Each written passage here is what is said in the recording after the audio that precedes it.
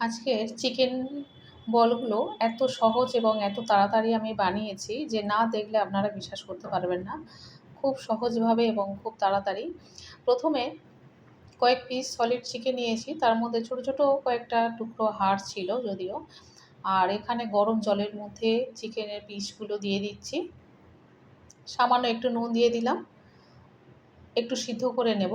নিয়ে এটা জল ঝরিয়ে নিতে হবে।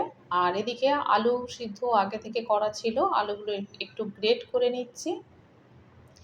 আর এদিকে চিকেনগুলো ঠান্ডা হয়ে যাবার পরে যে সরু, সরু যে হাড়গুলো ছিল সেটা আমি আলাদা করে নিয়েছি। নিয়ে কাঁটা চামচের সাহায্যে একটু চিকেনগুলো একটু ছাড়িয়ে নিচ্ছি।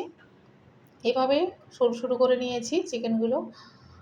আর সিদ্ধ আলু যেটা আমি গ্রেট করে নিয়েছিলাম সেটাও চিকেনের সঙ্গে দিয়ে দিলাম। আর এর মধ্যে দিয়ে দেব কুচিয়ে রাখা পেঁয়াজ আর কাঁচা লঙ্কা। পেঁয়াজটা এখানে খুব পাতলা, পাতলা করে কাটতে হবে। ঝালের জন্য কাঁচা লঙ্কা দিয়ে দিয়েছি। আর ১ চামচ রসুন বাটা দিলাম। ২ চামচ জিরা গুঁড়ো দিয়েছি।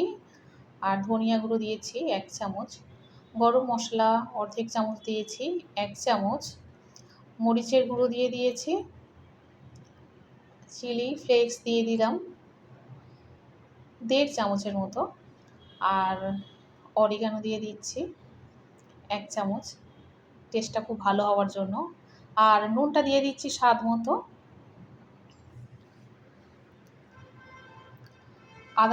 আদাটা বাটা ঠিক নয়, এটা থেঁতো করে নিয়েছিলাম। ১ চামচ দিয়ে দিয়েছি।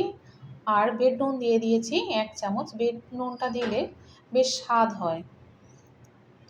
এটা খুব ভালো করে মেখে নিতে হবে। মাখা হয়ে গিয়েছে। এটা গোল, গোল শেপ করে নিচ্ছি।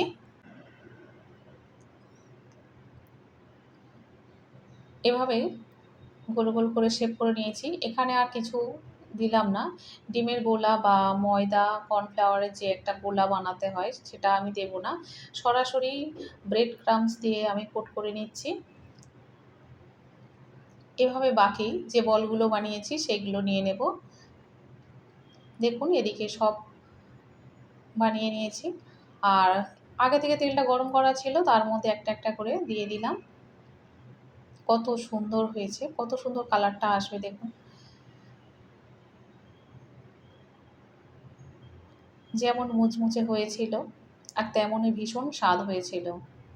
আপনারা একবার এভাবে বানিয়ে খান, দেখবেন অবশ্যই ভালো লাগবে আর ভীষণ স্বাদই হবে।